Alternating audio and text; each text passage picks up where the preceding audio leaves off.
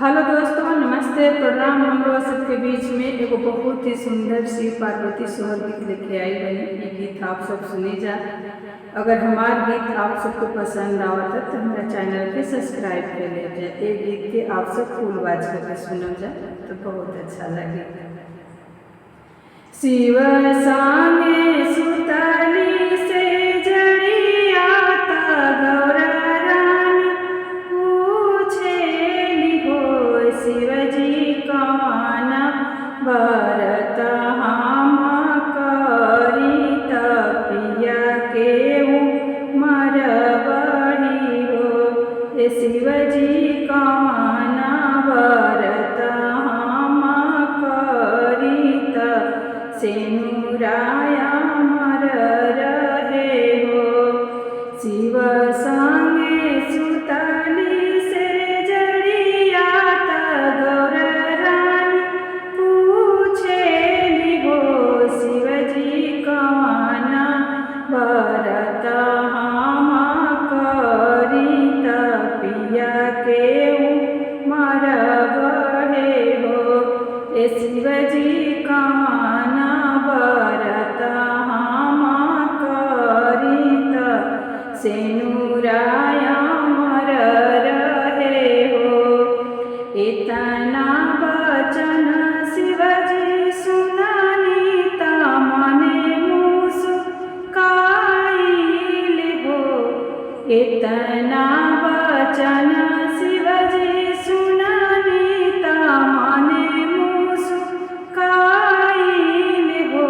गौरा करिह तू तीज के बरतिया तपिया के उमर बढ़ी हो। गौरा करिह तू तीज के बरतिया सेनुराया मर रही हो।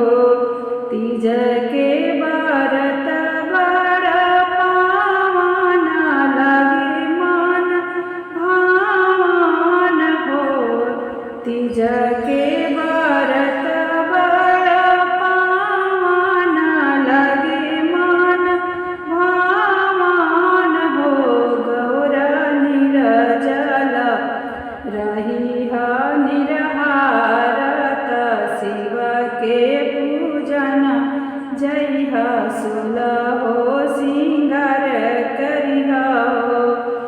गौरा निरजल रहिय निरहारत शिव के पूजन करिह सुलहो सिंगार करिह हो। सगरी सुहागिन करे बरतिया पिया के उमर मांगे हो।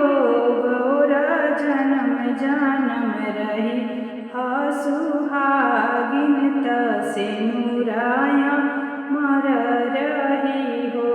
गौरा जन्म जन्म रही सुहागिन सेनुराया मर रही हो। सगरी सुहागिन करे बरतिया पिया के उमर मांगे हो।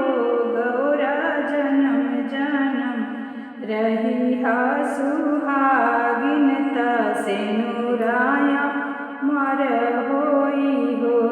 गौरा करिह तू तीज के बरतिया पिया के उमर बढ़ी हो। गौरा करिह तू तीज के बरतिया सेनुराया मर होई हो। शिव संगे सुतली से जड़िया गौरा रानी पूछेली हो, शिवजी कौन बरत हम करी तपिया के उमर बढ़े हो। शिवजी कौन बरत हम करी सेनुराया मर रहे हो। शिवजी का